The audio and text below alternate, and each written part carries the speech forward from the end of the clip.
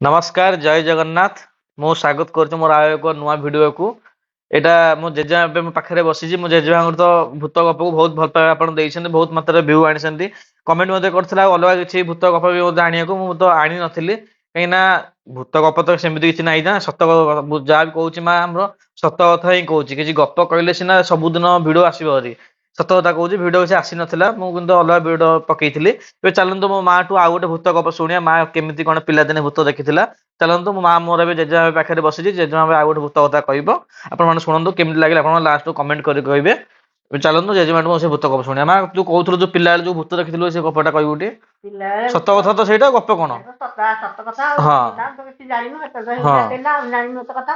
हम्म ମୋ ମା ମୋ ବୋଉ ମୋ ବଡ ମା ଗାଧେଇ ଗଲୁ। हाँ ଗାଧେଇ ଯିବା ପରେ ଆମ ବାରିପଟେ ଗୋଟେ ଥିଲା ବଡ ଓସ୍ତ ଗଛଟେ। କେତେ टाइम से ହେଇଥିଲା। ଏଇନି ସିନା ଟିଭି ଭିଡିଓ ଦେଖିକି ଘଣ୍ଟା ଘଣ୍ଟା ଦେଖିକି କହୁଛନ୍ତି ସବୁ ଟାଇମ। हाँ हाँ ସେଟା ଫୁକିଆ ଦେଖିବାକୁ ଯିବେ। फुकिया ଫୁକିଆ ଆଇଲେ ଯିବେ ଗାଧେଇବାକୁ। हाँ ଆମେ ମା ବଡ ମା ମୁଁ 3 ଜଣ ଯାଇଛୁ ଗାଧେଇ। हाँ ଗାଧେଇକି ଯେତେବେଳେ ପାଇଛୁ ଆମ ବାରି ଓସ୍ତ ଗଛ ଠେଇ ଗୋଟେ ଜବର ଗୋଟେ ଓସ୍ତ ଗଛ ଥିଲା। हम्म ତ ଓସ୍ତ ଗଛ ଖାଲି ମଡ ମଡ ମଡ ମଡ ମଡ ମଡ ମଡ ମଡ ମଡ ମୁଁ ଏଠୁ ବଡ ମା କହିଲି ବଡ ମା हाँ ଓସ୍ତ ଗଛଟା କଣ ଗୋଟେ ବିଲେଇ ଚଢିକି ମାଉ ମାଉ ହଉଛି हाँ ଆଉ ଓସ୍ତ ଗଛଟା କି ଚଢିକି ଏଇନେ କଣ ହଉଛି। हाँ ସିଏ ମୋ ବୋଉର ମୋ ବଡ ମା କହିଲେ ନା ତୁ ଡରିଲୁ କି।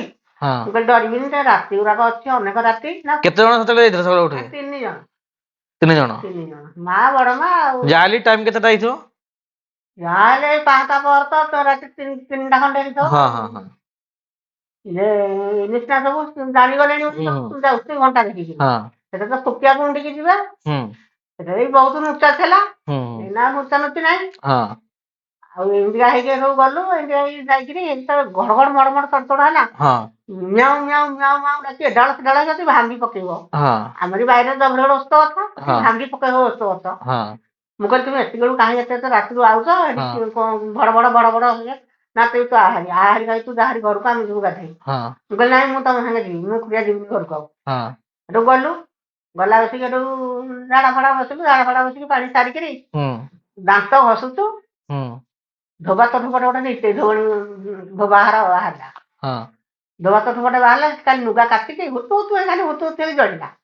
ମୁଁ କହିଲି ନିଆଁ ଜଳିଲା ନିଆଁ ଜଳିଲା ଜଭର ଗୋଟେ ଉଞ୍ଚାରେ ନିଆଁ ଜଳିଲା। ହଁ ହଁ ମୁଁ କହିଲି ଏ ବଡ ମା ଏଠି ତ ଦେଖିଲେ ବାଇରେ କେମିତି ହଁ ଏଠି କଣ ତାଙ୍କ ବଡ ମା ଆଇଲେଣି ଲୁଗାପଟା କାଚିବାକୁ। ହଁ ନା ନାଇଁ ମ ସେ କାହିଁ ଅନ୍ଧାରୁ ଆସିବ ଆଜି ରାତି ଅଛି ଆମେ ଅନେକ ରାତି ଆଜି ଅଛି ଆମେ ଆଇଛେ ଆଉ ହଁ ହଉ ବେଗେ ବେଗେ ଗାଧେଇ ପଡ ଆମେ ପଳେଇବା। ହଁ ହଁ ତ ଦୁଲୁ ଖାଲି ଲୁଗା କାଟିକିରି ହଁ ଲୁଗା ଖାଲି ଧୋଇ ପକଉଥାଏ କାଟି ପକଉଥାଏ ଧୋଇ ପକଉଥାଏ କାଟି ପକଉଥାଏ ଏଇଟା କରିକି ଖାଲି ଏଇଟା ଖଣ୍ଡକ ପୋଖରୀ ସେ ଖଣ୍ଡକ କିଏ ସିଏ ଥିଲା ସେ ନିତେଇ ଧୋବଣି। ମାନେ କଣ ଭୂତ ନା କଣ ସେ।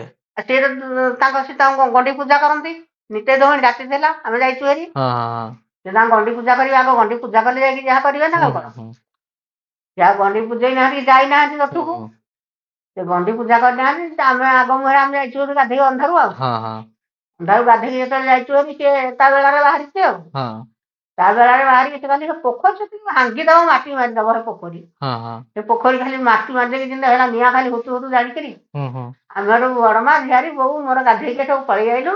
ହଁ ଆସିକି ଘରେ କହିଲୁ କଥାବାର୍ତ୍ତା ହେଲୁ ବୋଲି ଆଉ ଏତେ ରାତିରେ ଆଉ ଯିବାନି ହଁ କମ ରାତିକୁ ଯିବା ରାତି ପାଇଲେ ଆସିକି ଯିବା। ହଁ ଆରେ ଅନେକ ରାତି ଥିଲା 2ଟା 3ଟା ରାତି ଆସିକି ଥିଲା ଆମେ ଜାଣିପାରିଲେନି ମାନେ ସେ କାହାର କିଛି କ୍ଷତି କିଛି କଲାନି। ନାଇଁ ତାର କ୍ଷତି କିଛି କରିନୁ ହଁ ସେ କାହିଁ କହିବୁ ଖାଲି ଗଛ ଗୁଡାକ ବଡ ବଡ ରାତି ଥିଲା ତ ହଁ ହଁ ତା ବେଳାରେ ସେ ବାହାରିଛି ଆମ ହୁଁ ବେଳାରେ ଆମେ ହୁଁ ଯାଉଛୁ ହୁଁ ଆଉ ରାତି ଥିଲା ବୋଲିକି ସେ ଟିକେ ସେମିତିକା ହେଲା ଆଉ ହଁ ସେଠୁ ଆଇଲା ଆସିକି ରାତି ଖର୍ଚ୍ଚ ହେଲେ ଆଉ କିଛି ନାହିଁ। ହୁଁ ମୁଁ କହିଲି ବଡ ମା ଆଉ ତ କିଛି କାହିଁ କିଛି ନାହିଁ ନା ରାତି ପାଇଗଲା ଆଉ କଣ ଆମେ ଗଲା ଆସିକି ରାତି ଥିଲା ହୁଁ ହୁଁ ନିଜ ଧୋବଣୀ ବାହାରିଲା ତା ପଟରୁ ଏଠେଇ ବାହାରିଲା ଭୂଇଁଆ ଆମ ଗଛ ଉପରୁ ଆଉ ରାତି ଗୁଡାକ ତ ଥିଲା ଆଉ ଆମେ ତ ଜାଣିପାରିଲେନି ପଳେଇ ଆଇଲେ ଆଉ କଣ କରିବା। ହଉ ସେ କେତେ କୋଉ ବର୍ଷ କଥା ଏଇଟା କହୁଛୁ। ପିଲାଟି କେଡେ ବଡ ପିଲା ହେଇଯାଇଥିଲି ମ ବଡ ପିଲା ଯାହାହେଲେ ବି କେତେ କୋଉ ମାସେ ହେଇଥିଲା। କୋଉ ମସିହା କଣ ମୁଁ ଜାଣିଛି ଯାହେଲେ 15-16 ବର୍ଷର ହେଇଯାଇଥିଲି।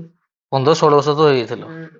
ଆଚ୍ଛା ଆଚ୍ଛା ଯାହାହେଲେ ବୁଆବୁଣି ଝିଅ ତ 15-16 ବର୍ଷର ହେଇଯାଇଥିଲି ଆଉ ତାପରେ ଘରକୁ ପଳେଇ ଆସିଲ ଆଉ। ହଁ ତ ଘରକୁ ବଡମା ବୋଉ ମୁଁ ଗାଧେଇକି ଏଠୁ ଆଇଲୁ ହୁଁ ଆଜି ଘରେ ଗୋଟେ କମିଟି ବସିକି କଥାବାର୍ତ୍ତା ହେଲେ ହୁଁ କହିଲେ ଆମ ଭାଗ୍ୟ ଭଲ ଆଜି ଏତେ ରାତିରୁ ଆଉ ଯିବାନି। ହୁଁ ସେପଟେ ନିତେଇ ଧବନି ହୁଁ ହୁଁ ଏପଟେ ଭୂଇଁଆ ଆଉ ଆମ ଭାଗ୍ୟ ଭଲ ଆଜି ରାତି ଥିଲା ଆମ 3 ଜଣ ଯାକୁ ମାରି ଦେଇଥାନ୍ତା। ହଁ ନିତେଇ ଧବଣି ଭାରି ଅସାଧ୍ୟ ନା ଆମ ଭାଗ୍ୟ ଭଲ ବୋଲିକି ଆମେ ଆଇତେ ହେଇ କହ ଏପଟକୁ ଏପଟକୁ ଆମ ଭାଗ୍ୟ ଭଲ ଆଜି ଦିଟା ଦେଖିଲେ ଆଉ ଇଣ୍ଡିଆ ହେଇଗଲୁ ଆଉ ଭୟ କରିକି ଆଉ ଗଲୁନି ଆଉ ଭୟ କରିକି ଆଉ ଆସିଦିନ ଆଉ ଗଲୁନି ବେଳ ହବାରେ ଏଠୁ ହୁଁ ଗଲୁ ହୁଁ ହୁଁ। ରାତି ପାଇବାରେ ଗଲୁ ଆଉ ସେତିକି ଆଉ ହଁ ସେତିକି ଯୋଉ ମା ଯୋଉ ଜେଜେମା ଯୋଉ କଥାଟା କହିଲା ତା ପିଲାବେଳେ ଏମିତି ଘଟିଥିଲା ସେ ଗାଧେଇ ଗଲାବେଳେ ଏମିତି କିଛି ସେତେବେଳେ ବି ଭୂତ ଥିଲା ଏବେ ବି ତ ଭୂତ ଅଛନ୍ତି ଏବେ କିନ୍ତୁ ଭୂତ ଅଛନ୍ତି ଏଠି ଏବେ ଆଉ ଘର ଘର ହେଇଗଲେ ଅଧିକ ଘର ଜଙ୍ଗଲ ସେତେବେଳେ ଅଧିକ ଜଙ୍ଗଲ ଥିଲେ ଭୂତ ମାନେ ବି ଜଙ୍ଗଲ ରହୁଥିଲେ ଏବେ ବି ଗାଁ ମାନଙ୍କର ଯୋଉଠି ଜଙ୍ଗଲ ଅଛି ସେଠି ଆମ ପ୍ରାୟ ଗାଁରେ ତ ଜାଗାରେ ବି ସବୁ ଜଙ୍ଗଲ ଗାଁ ହଁ ଆମ ଗାଁ ନାଁଟା କହିଦେଲୁ ଟିକେ ନାକୁ ଆଡ଼ିକି ମା ଅଜାଣ ଜାଣ ଜଙ୍ଗଲ କୋଶଳା ଶୁଣି ଆଡ଼ିକି ସେ ମା ଖୋର୍ଦ୍ଧା ନା କୋଉଟା ଯାଉଛି ଆମର ଏଇଟା ଯାଉଛି ବୋଲଗଡ଼ ବୋଲଗଡ ଆରିକିମା ସେତେବେଳେ ଆରିକିମାର ଏମିତି କିଛି ଭୂତ ଥିଲା ଜେଜେ ଆମର ଦେଖିଛି ସେତେବେଳେ ସେତେବେଳେ ବି ସମସ୍ତେ ସେତେବେଳେ ଭୂତ ବି ଦେଖିଛନ୍ତି ପ୍ରାୟ ଜାଗାରେ ସେତେବେଳେ ଗାଁ ମାନଙ୍କରେ ଭୂତ ହିଁ ଥାଏ ଭୂତ ଯେମିତି ଥାଆନ୍ତି ଠାକୁର ବି ସେମିତି ଥାଆନ୍ତି ସେମିତି ଦେବତା ଥାନ୍ତି ମାନେ ବି ସେମିତି ହଁ ଥାଆନ୍ତି ଆପଣମାନଙ୍କୁ କେମିତି ଲାଗିଲା ଏଇ ଯୋଉ ମା ସତ କଥାଟେ କହିଲେ ଆପଣ ମାନେ କମେଣ୍ଟ କରି କହିବେ ଆଉ ଯଦି ଆପଣଙ୍କୁ ଭଲ ଲାଗିଥାଏ ଭିଡିଓଟିକୁ ସେୟାର କରିବେ ଆଉ ଯଦି ଏମିତିଆ କିଛି ଭଲ ଭଲ ସତ କଥା କି ଭୂତ ବିଷୟରେ ଜାଣିବାକୁ ଚାହୁଁଛନ୍ତି ଆପଣମାନେ କମେଣ୍ଟ କରି କହିବେ ମେସେଜ ମଧ୍ୟ କରିବେ କମେଣ୍ଟ କରିବେ ସବସ୍କ୍ରାଇବ ମଧ୍ୟ କରିଦିଅନ୍ତୁ ଆଉ କିଛି ଏମିତି ନୂଆ ନୂଆ ଭିଡିଓ ଆସିଲେ ଆପଣମାନଙ୍କ ପାଖକୁ ଫାଷ୍ଟ ଆପଣଙ୍କ ପାଖରେ ପହଞ୍ଚି ପାରିବ ରହିଲି ଜୟ ଜଗନ୍ନାଥ।